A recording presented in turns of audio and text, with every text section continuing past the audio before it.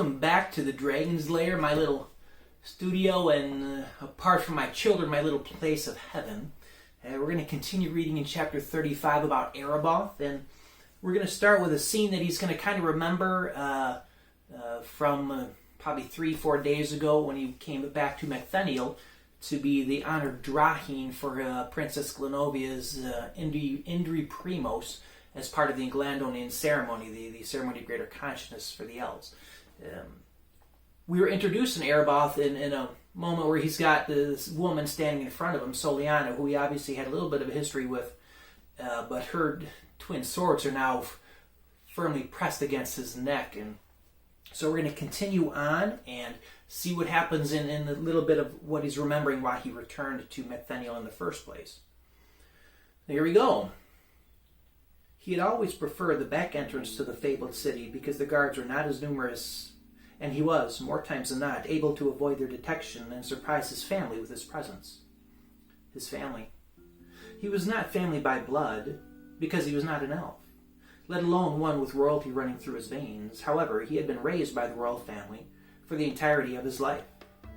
His mother, the elf queen, would say only that he must have been formed by the stars themselves, because his inner light shone so brightly she confused him for an elf when she found him floating on a small makeshift raft on the Trindanavorn River on her 45th birthday.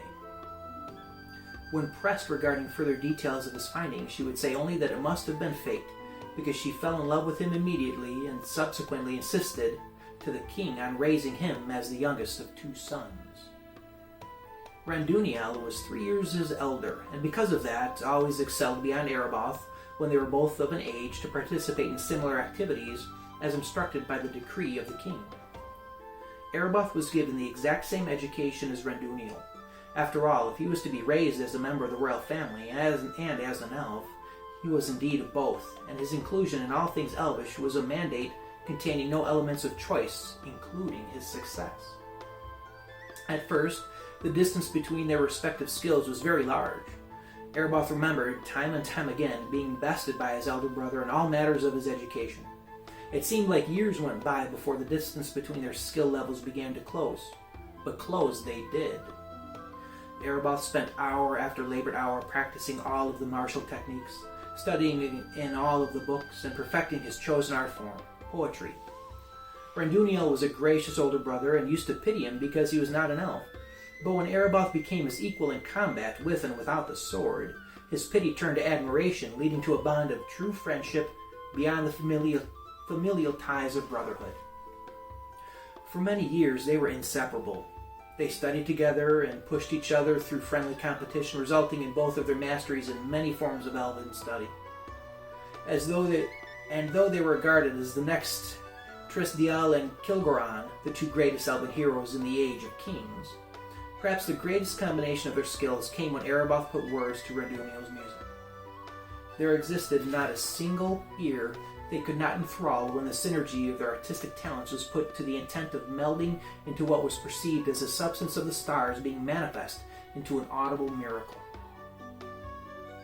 The eloquence of his poetic verse and the perfection of his brother's lute rendered all such listeners mute, for none dared to interrupt their act of divinity. But that bond would be tried as the responsibilities of being first in line for kingship began to demand more and more of his older brother's time.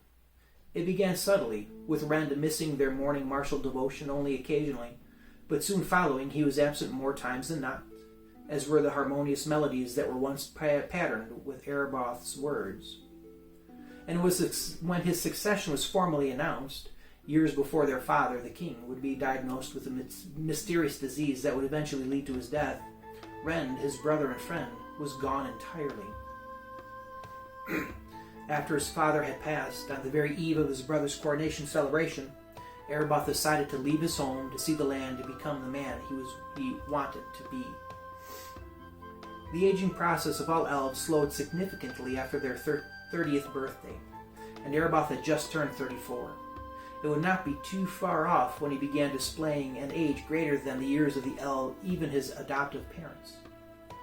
Though he was never made to feel like anything but an elf, there was still a growing part of him that felt he did not entirely connect with everything that he was. He knew history, but it was elvish history. He knew combat, but it was elvish combat. He knew the arts, but it was the elvish arts. He knew aspects of all culture, but it was entirely elvish. He knew very little about man, and because of this knew very little about the intricacies of his heritage. Ever since his 33rd birthday and his Indri Primos, he felt the gravity to life outside the great green forest. And when he was without the friendship he held with his elder brother influencing his decisions and actions, he could no longer deny this gravity was born of something greater than desire. It had become a need. For a time, he was able to stem the flow of this need, but when he witnessed his brother's rise to the pinnacle of elvish regality, he could deny it no longer. So, during the celebration feast following the coronation, when the music and revelry was at its peak, when all elves were immersed within the jubilation of newfound hope, Ereboth quietly took his leave of Mectheniel and all things elvish. Though he saw most of the known world over his years of traveling and wandering, when he did return home, it would be for the Inglandonin.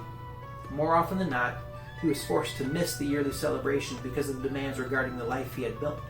However, when his attentions were not focused in the areas directly leading to his renown as a warrior and a poet, he would make the long journey, and it did always seem like a long journey, as frequently as he could. This year, however, was a special Inglandonin. This year, his presence and participation was formally requested by Princess Glenovia, his star daughter.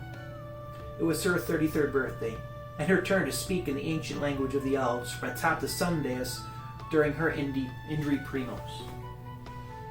In elvish mythology, as expressed in numerous children's books, dragons had played an essential role in all aspects of not just elvish culture, but all cultures of Vivendia from its creation to molding its history through direct intervention. However, according to the myths, the dragons had long since retreated from the physical world. Having been displeased with the condition of mortality and seeing no hope for its return to a graceful existence, they left the current reality they governed, preferring the purity of a spiritual existence. Thus, their physical forms, as well as their ability to physically influence Vivendia, were shed when they projected themselves into the astral plane. However, before they left, they gave one last boon to the race of elves, the oldest of all races. According to the myths and stories written by the oldest and most celebrated elvish storytellers, the Dragon King Lacorian imparted unto them their spoken language. And while the elves and all other races of Vivendia spoke in the common tongue, the Indri Primos represented the historical significance of their ancient language. So, as tradition dictated, the elves valued tradition as much as the air they breathed. A focus of the ceremony was to have the Primos recite in this ancient language. Regardless of the fantastic tales surrounding its formation, it was still hallowed as the central defining aspect of elvish superiority. As such, the Indri Primos was singular in its distinction. So when he received the formal invitation while he was spending time with High King Yanaros as his personal bodyguard and royal court poet, it was an easy decision to give up all the benefits both positions held in order to possess the freedom to make the journey once again. Alright, we're going to end today's reading right there. We're going to pick it up next time as we continue reading Chapter 5. Thank you so much for tuning in and pardoning my horrible reading. I appreciate it. If you liked the story so far, like the video, subscribe to the channel so you get daily updates. I also have poetry, weekly video blogs where I get into a little bit more detail and discuss some of the characters and concepts in the Dragon Within Saga. And thanks again for checking it out. Have a wonderful day, and always, always, always release your Dragon Within. Thank you.